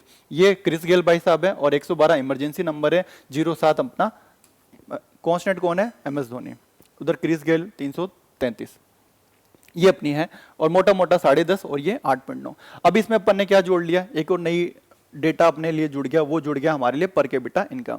तो पर कैपिटा इनकम कितनी है? 2,02,349 रुपए। राजस्थान का हर व्यक्ति लगभग साल भर में कितना कमाता है? 2,02,349 रुपए। ठीक है, और रैंक इंडिया का कितना कमाता है? 2,19,575 रुपए, लगभग 2,20,000। उसका अपन 92% ही कमाते हैं। ग्रोथ रेट कितनी है? 9.32%। और कांस्टेंट प्राइस पे अपन बात करें तो 1,03,189। पीछे 9 ही आता है दोनों में। और लगभग आधा ही चलेगा, है ना? लगभग तो नहीं है मतलब, लेकिन आपको मोटा मोटा आइडिया लग गया होगा कि सब चीजें क्या है? आधी। क्योंकि 11-12 से 15 साल हो चुके हैं तो लगभग चीजें डबल हो चुकी है महंगाई की वजह से, रेट महंगाई की वजह से हो चुकी है। ठीक है, यहां तक किसी को कोई डाउट है आप लिख दो कि सर, है ना, कुछ कमेंट कर दो कि सर हमें जीएसडीपी, एनएसडीपी और पीएसआई समझ में आ गया है और सारी चीजें क्लियर है है ना। पर कैपिटा इनकम समझ में आ गया। ये अपन क्या बात कर रहे हैं, अपन इकोनॉमिक इंडिकेटर्स की बात करें कि राजस्थान की जब भी अपन इकोनॉमी की बात करते हैं तो इंडिकेटर्स की अपन बात करेंगे। अभी तक फैक्ट तो अपन ने इतने ही पढ़े हैं, ठीक है, बट ये फैक्ट पढ़ने में हमारी क्या ना कि जान निकल जाएगी, ठीक है, पर इनसे एक सवाल आने की हाई प्रोबेबिलिटी है। ठीक है, अब एक और चीज बताओ आप मुझे, अब अपन चलते हैं जीएसवीए की तरफ, है ना। क्लियर है सब लोगों को अभी तक? ठीक है, मान लो एग्रीकल्चर से खेती हुई, ठीक है, 250 रुपए की खेती अपन ने करी, इंडस्ट्री से अपन ने हो सकता है 250 रुपए की इंडस्ट्री से अपन ने कुछ सामान वामान बनाए, और हो सकता है सर्विस सेक्टर से अपन ने 500 रुपए के सामान बनाए। तो टोटल अपन ने कितने सामान बनाए, कितने वैल्यू, ये वैल्यू है, ये वैल्यू है, कितने वैल्यू अपन ने ऐड करी। तो हो सकता है अगर टोटल अपन वैल्यू क्रिएशन की बात करें, हमने हो सकता है टोटल वैल्यू क्रिएशन कितनी कर ली, 1000 रुपए की अपन ने वैल्यू क्रिएशन कर ली, ठीक है। अब इसके ऊपर क्या लगाती है सरकार, है ना, हर प्रोडक्ट पे कुछ सब्सिडी भी देती है, कुछ टैक्स भी लगाती है, जो अपन मार्केट में फाइनल चीजें खरीदते हैं। अब हो सकता है इन सब पे ओवरऑल अपन देखने की कोशिश करें, हो सकता है सरकार ने 200 रुपए तो टैक्स लगा दिया, है ना, 200 रुपए टैक्स लगा दिया, ठीक है, और इसमें से सरकार ने बोल दिया कि 100 रुपए सब्सिडी भी है, और मोटी मोटी सब जोड़ के अपन ने सब्सिडी भी दे दी, ठीक है। तो मार्केट में रेट क्या मिलेगी, वैल्यू तो 1000 रुपए थी, पर मार्केट में फाइनल वैल्यू अपन को कितनी मिलेगी, फाइनल मार्केट वैल्यू अपन को कितनी मिलेगी, फाइनल मार्केट वैल्यू अपन को मिलेगी 1100, ठीक है। अब मैं बोलूं कि देखो एग्रीकल्चर का शेयर निकालता हूं मैं कि भाई 1100 में से 250 रुपए, ये पिक्चर सही है क्या, गलत है। मैं इसका शेयर निकालूं तो ये भी गलत है। तो मुझे शेयर कहां पे निकालना चाहिए, शेयर ये वैल्यू में से निकालना चाहिए। तो अगर हम सिर्फ जो एक्चुअल में प्रोड्यूस हुई है वैल्यू उसी को जोड़ते हुए चलें तो वो कहलाती है ग्रॉस स्टेट वैल्यू एडेड।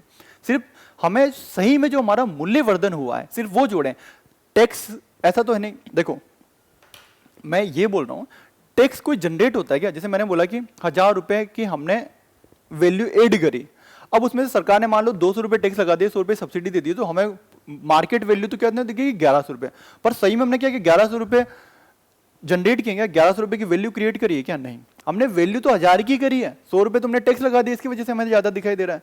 तुम तो 500 रुपए टैक्स लगा दोगे तो वैल्यू हमें 1500 रुपए देखने दिख जाएगी। तो क्या हमने 1500 रुपए की गुड्स एंड सर्विसेज प्रोड्यूस किए क्या, नहीं। तो हमेशा हमें डिस्टोर्टेड पिक्चर देखने को मिलेगी, गलत पिक्चर देखने को मिलेगी। तो हम क्या चाहते हैं, हम हमेशा चाहते हैं कि जब भी हम सेक्टोरियल कंट्रीब्यूशन की बात करें कि किस सेक्टर ने कितना कंट्रीब्यूट किया, तो हम उसको कहां पे देखते हैं कि उसने सही में कितनी वैल्यू ऐड करी। उसके बाद सरकार सब्सिडी लगाए, उसके बाद सरकार टैक्स लगाए, जो भी करे वो कर दे, वो सब जीएसडीपी में आएगा। ये जो चीज आएगी इसको अपन बोलते हैं जीएसवीए।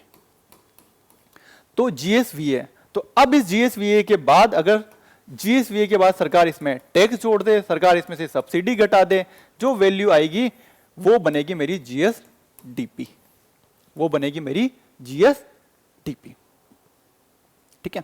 फॉर एग्जाम्पल अपन समझते हैं कि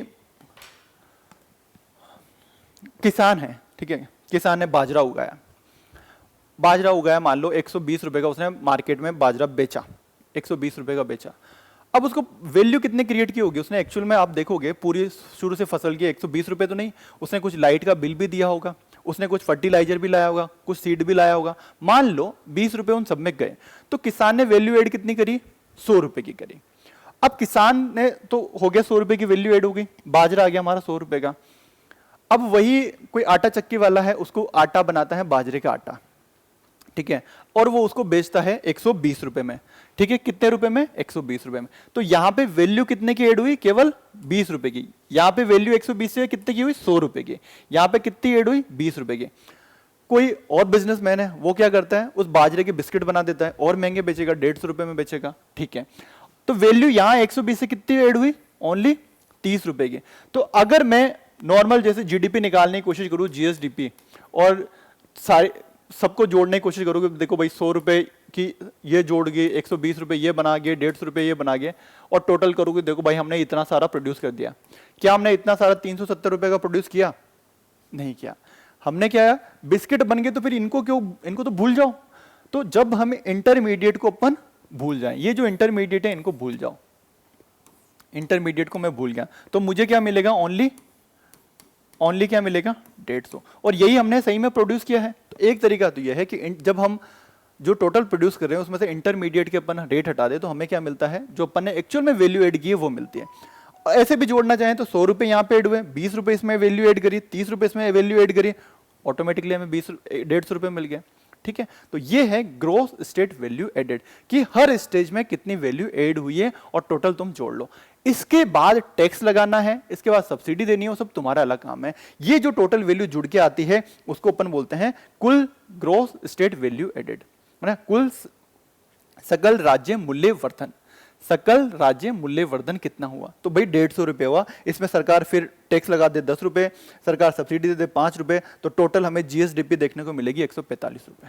ठीक है, लेकिन हमें क्या है, मूल्य वर्धन, तभी हम सही में बता पाएंगे कि हर स्टेज में कितनी वैल्यू एड हुई है।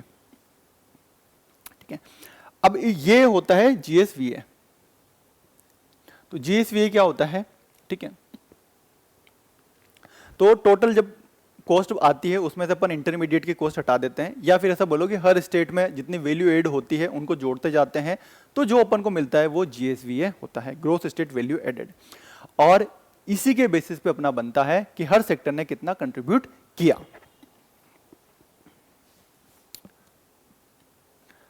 सकल राज्य मूल्य वर्धन,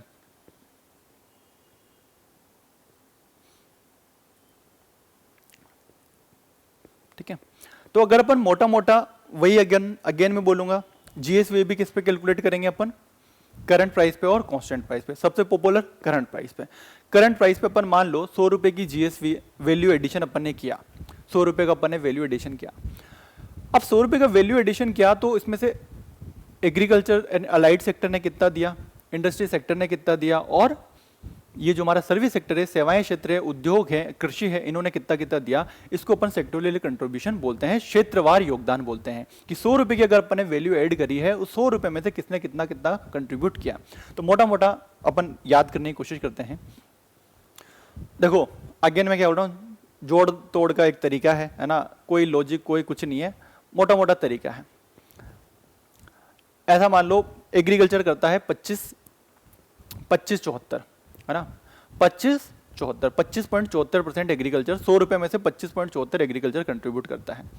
25.74 कैसे, आप 74 से को चारों ओर 25 बीघा का खेत से याद रखते हो। मैंने ऐसा याद कर लिया है कि 25 बीघा का खेत है, चारों ओर फैला हुआ है, चारों ओर मतलब 74, 25.74, चारों ओर 25 बीघा का खेत है। ठीक है, ये हो गया। सर्विस सेक्टर कितना करता है, ठीक है, तो भाई 1947 में दो भाई थे, लड़के अलग हुए, भारत और पाकिस्तान, तो 47.71, और 47 में अलग हुए और लड़े दोबारा कब, ढंग से 71 में ढंग से लड़े। ठीक है, तो 47.71 याद रख सकते हो, क्योंकि अपन अच्छे से सर्विसिंग कर दी। अब बांग्लादेशी नया बना दिया हमने उनसे। ठीक है, सर्विस सेक्टर की अपन ने कितना हो गया, 47.71, 47.71 हो गया। एग्रीकल्चर 25 बीघा का खेत है, चारों तरफ फैला हुआ है, 25.74। ठीक है, और अब इंडस्ट्री बीच में क्या बचा, इंडस्ट्री। तो इंडस्ट्री कितनी हुई, इंडस्ट्री में क्या बनती है, बीड़ी, 555 बीड़ी आती है, कुछ एक 55 नंबर की बीड़ी आती है ना, बीड़ी छाप 55 ये आती है, 55 नंबर की भी एक बीड़ी आती है। तो उससे याद रख सकते हैं कि 26.55 नंबर की इंडस्ट्री से कंट्रीब्यूशन आता है। तो करंट प्राइस पे अगर अपन कंट्रीब्यूशन की बात करें कि जीएसवी में क्या क्या कंट्रीब्यूशन होता है, तो एक तो है कि 25 बीघा का खेत है जो चारों तरफ है, 25.74। एक हमारा क्या है, दो भाई थे, दोनों लड़े हैं, है ना, एक 47 में अलग थे, फिर 71 में ढंग से लड़ लिए, तो 47.71 हो गया, और एक हमारा हो गया 26.55। ठीक है, तो ये जेडी छाप 55 नंबर बीड़ी आती है। ठीक है, 25 बीघा का खेत है जो हमें चारों तरफ देखने को मिलता है, तो 25.74। जेपी छाप बीड़ी आती है 55 नंबर की, तो 26.55 इंडस्ट्री से हमें ये मिलता है, और 47.71 है, तो ये भारत पाकिस्तान से अपन याद कर सकते हैं। ठीक है, तो ये जीएसवी में कंट्रीब्यूशन है करंट प्राइस पे। अब यही चीज मैंने बताया कि कांस्टेंट प्राइस पे भी अपन कंट्रीब्यूशन देखेंगे कि कांस्टेंट प्राइस पे क्या कंट्रीब्यूशन होता है। तो कांस्टेंट प्राइस पे थोड़ा सा याद रखना ही पड़ेगा अपन को, ठीक है। ये मैंने आपको याद करवा दिए, ये याद रखने के लिए बड़ा सिंपल है। सर्विस सेक्टर 46.46%, इंडस्ट्री 28.21 और ये है 25.33, ठीक है। अगर इसको भी अपन मोटा मोटा ऐसा बात बोल सकते हैं कि 26, ये हो गया 27 और ये हो गया 48, 26, 27, 48, मोटी मोटी बात करें तो 48% के लगभग सर्विस करता है, इंडस्ट्री करती है 27% और एग्रीकल्चर करता है 26% के आसपास। इसके मोटा मोटे की बात करें तो ये मोटा मोटा करता है 25 के आसपास, ये मोटा मोटा 28 के आसपास, ये मोटा मोटा 46 के आसपास करता है। 46 और 47 71, 26 55 याद हो गया। ये थोड़ा सा ज्यादा था, 28 21 है और कांस्टेंट प्राइस पे ये 25 74 है और ये है 25.33, ठीक है। 25.33 आपको ज्यादा करंट प्राइस वाला याद रखना है क्योंकि हर जगह पे अपन करंट प्राइस वाला लिखते हैं, बट क्वेश्चन में एग्जाम में कांस्टेंट प्राइस वाला भी पूछा जा सकता है, ठीक है। अब अगर अपन नॉर्मल ट्रेंड की बात करें, है ना, तो ये तो ग्राफ अपन बना सकते हो आप एग्जाम में भी, है ना, कि लगभग 50 होता, 50 से थोड़ा कम है तो 47.71 हो गया, कृषि 25.74 हो गया और उद्योग होगा 26.55, ठीक है। चारों तरफ अपन को 25 बीघा का खेत है एग्रीकल्चर का, ठीक है। दो भाई थे 47 71 और 26.55, 55 नंबर की बीड़ी याद रख लेनी है। अब अपन अगर पिछले साल की तुलना में देखें, करंट प्राइस की बात कर रहा हूं मैं, पिछले साल की तुलना में देखें कि कौन सा सेक्टर का योगदान बढ़ा है जीएसवी में, कौन से सेक्टर का योगदान घटा है। तो भाई ट्रेंड ऐसा है कि राजस्थान में सर्विस सेक्टर बढ़ रहा है। सर्विस सेक्टर का अगर योगदान बढ़ेगा तो किसकी कॉस्ट पे बढ़ेगा, एग्रीकल्चर की कॉस्ट पे और इंडस्ट्री की कॉस्ट पे। तो उनका शेयर घटा है, इंडस्ट्री का ये सर्विस सेक्टर का शेयर बढ़ा है। तो ये पहले 45.92 था जो बढ़ के 47.71 हो गया, ये 27 था जो घट के 26 हो गया, ये 27 था ये भी घट के लगभग 25.74 हो गया, ठीक है। तो एग्रीकल्चर में क्या क्या आते होंगे वो सब अपन आगे पढ़ेंगे, बाद में पूरा चैप्टर ही पढ़ेंगे कि फार्मिंग आएगी, लाइव स्टॉक आएगी, फिशिंग आएगी, फॉरेस्ट्री आएगी, इसमें माइनिंग, कंस्ट्रक्शन, मैन्युफैक्चरिंग ये सब आएंगे। और सर्विस सेक्टर में वही transportation, communication, financial services, real estate, वो सारी चीजें यहाँ पे आएगी। अपन को मोटा मोटा ये याद रखना है कि कौन से क्षेत्र, कौन से एरिया का कंट्रीब्यूशन बढ़ा है, सर्विस सेक्टर का कंट्रीब्यूशन बढ़ा है, ठीक है। कितना हो गया है, पहले कितना था 65 ये 45 92 था जो बढ़ के 47.71 हो चुका है। ये डेटा मैंने आपको याद करवाने की कोशिश करी है। और एक बार और देख लेते हैं कांस्टेंट प्राइस पे, एक बार देखोगे तो याद हो जाएगा, मतलब ऐसा नहीं कि एग्जाम में दिख जाएगा तो थोड़ा सा लगा पाओगे, है ना, 4 ऑप्शन में दिख जाएगा तो कुछ 46 तो वैसे ही अपन को याद हो जाता है, ठीक है। जीएसवी की वैल्यू कितनी थी ये तो अपन ने बात ही नहीं करी, है ना। तो जीएस वैल्यू की वैल्यू है 25-26 के हिसाब से 17.12 लाख करोड़ रुपए। अगेन मैं याद कर रहा हूं, जीएसडीपी की साइज कितनी थी हमारी 18,75,413, 18.75 के आसपास, ठीक है। फिर एनएसडीपी की साइज थी 16,85,112, हाँ 16,85,112 यही थी शायद, है ना। और इसकी साइज कितनी है, जीएसवी की साइज 17.12। इसमें टैक्स जोड़ेंगे, इसमें सब्सिडी घटाएंगे तो अपन को क्या मिल जाएगी, जीएसडीपी मिल जाएगी, जो कि कितनी अपनी 18,75,413, ठीक है।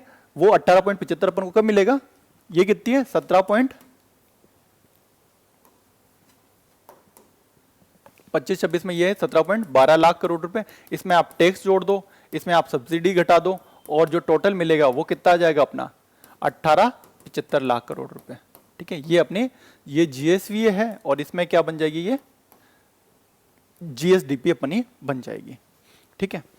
अब मोटा मोटा 17.12 लाख करोड़ रुपए है। अब इनका शेयर अपन को पता है कितना कितना है, एग्रीकल्चर कितना है 25 बीघा का खेत है, चारों तरफ फैला हुआ है 25.74, इधर क्या है इंडस्ट्री कितनी है 26.55 और सर्विस सेक्टर कितना है 47.71, ये हमें पता है। तो भाई 17.12 है तो उसका लगभग शेयर होगा, तो लगभग 4.4 के आसपास लाख करोड़ एग्रीकल्चर का है, 25% के आसपास, ये भी 25% के आसपास और ये 47-48% के आसपास, तो ये 8 लाख करोड़ के आसपास है। टोटल कितने हो जाएंगे 17.12 लाख करोड़ रुपए हो जाएंगे। ये अपन कर सकते हैं। ग्रोथ रेट की बात करें, है ना, कि करंट प्राइस पे अपन ने बोल दिया कि 17.12 लाख करोड़ रुपए है। पिछले साल 24-25 में कितने रहा होगा जीएसवी, कुछ होगा, जैसे सबकी ग्रोथ रेट देखते हैं ना अपन, जीएसडीपी की ग्रोथ रेट देखी, एनएसडीपी की ग्रोथ रेट देखी, पर कैपिटा इनकम की ग्रोथ रेट देखी लास्ट ईयर से, वैसे ही जीएसवी की अपन ग्रोथ रेट देखें तो ये लास्ट ईयर की तुलना में अपनी 9.03 9% के आसपास बढ़ी है। तो पहले थी ये लगभग 15-17 के आसपास, अभी हो गई 17.12 लाख करोड़ रुपए के आसपास हमारी जीएसवीए है। इसमें 3 सेक्टर हैं, 17.12 में 3 सेक्टर हैं। एग्री कितना है? 2574 है, 2574 मतलब लगभग 4.4 लाख करोड़ रुपए। दूसरा है इंडस्ट्री, इंडस्ट्री कितना है? 2655, तो 4.4 से ज्यादा होगा तो ये है 4.5 के आसपास। और तीसरा है 47.71, तो वो है लगभग 8.17 लाख करोड़ रुपए। टोटल 17.12 लाख करोड़ रुपए। ग्रोथ की बात करें, ओवरऑल तो ग्रोथ अपन ने बोल दी कि 9% के आसपास जीएसवी अपना बड़ा है। अगर अपन ये बोले कि सिर्फ एग्रीकल्चर कितना बड़ा है, या फिर इंडस्ट्री कितनी बड़ी है, या फिर सर्विस कितना बड़ा है, वो ग्रोथ रेट कितने हैं, उनके जीएसवी में कितना है, भाई 4.4 या 4.5 या 8.2 की अपन बात कर रहे हैं, ये लाख करोड़ की बात कर रहे हैं, पिछले साल से कितना बड़े हैं, ग्रोथ रेट में कितनी रही है। तो जनरली आप इंडिया की बात करो, कहीं पे बात करो, एग्रीकल्चर लगभग करंट प्राइस पे लगभग 3.5-4% के आसपास से ग्रो करता है। तो ये हमारे यहाँ पे भी लगभग एग्रीकल्चर में कितनी ग्रोथ हुई? 3.5% के आसपास, 3.47% के आसपास हमें देखने को मिली। इंडस्ट्री किस स्पीड से ग्रो करी? लगभग 7% के आसपास से, और सर्विस सेक्टर लगभग 13.5% के आसपास से ग्रो किया है।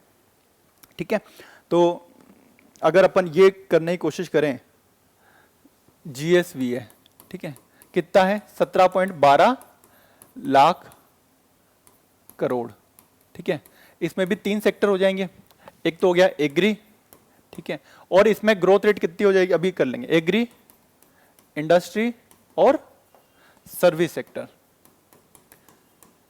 ये लगभग 4.4 लाख करोड़ रुपए, ये लगभग 4.5 लाख करोड़ रुपए, ये लगभग 8.2 लाख करोड़ रुपए। टोटल कितना हो गया? 17.12 लाख करोड़ रुपए ये हो गया। शेयर की बात करूं, अगर मैं परसेंटेज शेयर की बात करूं, तो ये शेयर कितना है? ये शेयर है अपना 25.74, ये शेयर कितना है अपना? 26.55, और ये शेयर कितना है? 47.71%, जो कि अपन को ये सब चीजें देखने को मिल रही हैं। अगर अपन सिर्फ ग्रोथ रेट की बात करें कि कौन किस स्पीड से ग्रो किया है लास्ट ईयर के कंपैरिजन में, तो यहां पे ग्रोथ रेट कितनी? 9% के आसपास से ग्रो करा। ठीक है, एग्रीकल्चर किस स्पीड से ग्रो किया है? किस स्पीड से ग्रो किया है भाई? 3.5% के आसपास से किया। इंडस्ट्री कितनी स्पीड से ग्रो किया? लगभग 7% के आसपास से, और सर्विस सेक्टर लगभग 13.5% के आसपास से ग्रो किया है। ठीक है, ये चीज है। तो ये अपन को हल्का फुल्का आइडिया रहना चाहिए, ठीक है, कि जीएसवी क्या होता है। जीएसवी क्या होता है? बेसिकली जो हर सेक्टर कितनी वैल्यू एड करता है ना, वैल्यू एड करता है। उसके बाद तुम टैक्स लगाओगे, सब्सिडी दोगे तो वो जीएसडीपी बन जाएगा, पर जो वैल्यू एड होती है वो है हर सेक्टर कितनी वैल्यू एड करता है हर स्टेज में। तो उन सबका टोटल अपन जब करेंगे तो समझ में आएगा। तो 3 सेक्टर है, एग्री, इंडस्ट्री और सर्विस सेक्टर। एग्रीकल्चर 2574 करता है, 2655 करता है, और 4771 करता है। ये चीजें हैं। ग्रोथ रेट मैंने मोटी मोटी अपन की बात कर ली। अब यही चीजें इसको अपन कौन सी रेट पे देखेंगे? ये सब कौन से पे देखी मैंने? एडवांस एस्टिमेट है ये 25-26 का, और ये सब है करंट प्राइस पे, है ना, प्रचलित मूल्यों पे।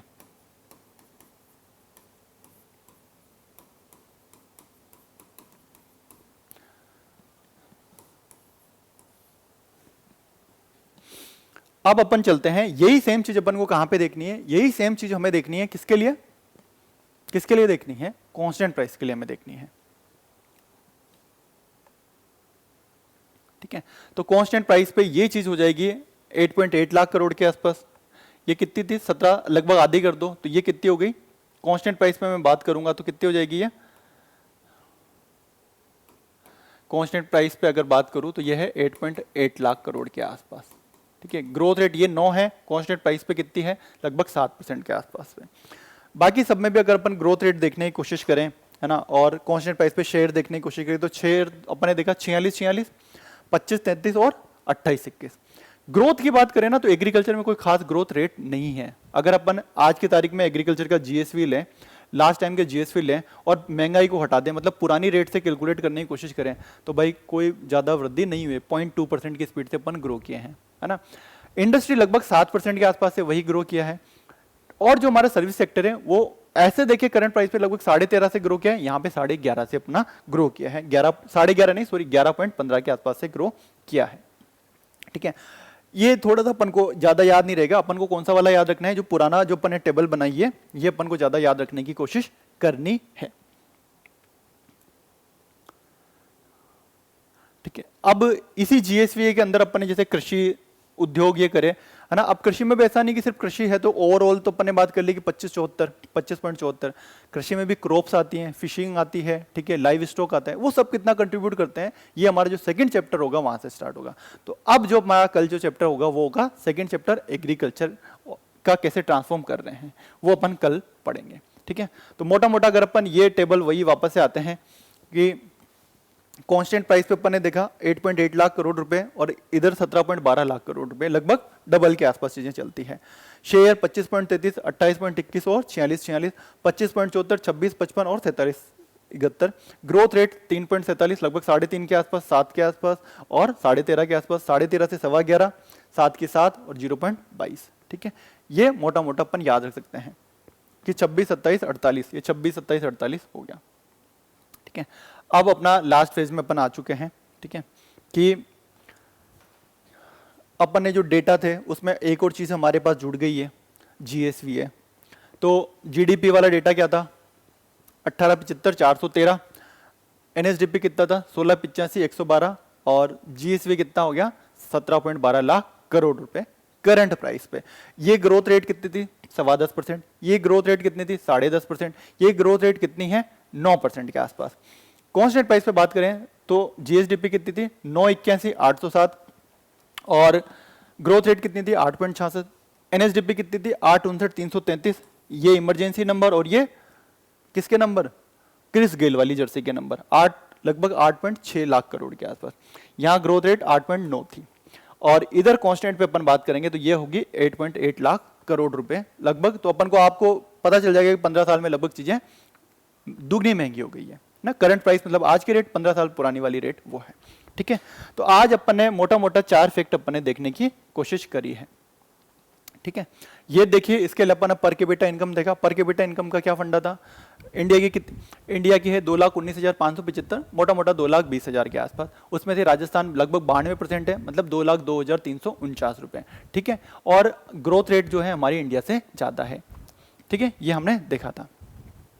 अब क्वेश्चन कैसे आते हैं, एक बार अपन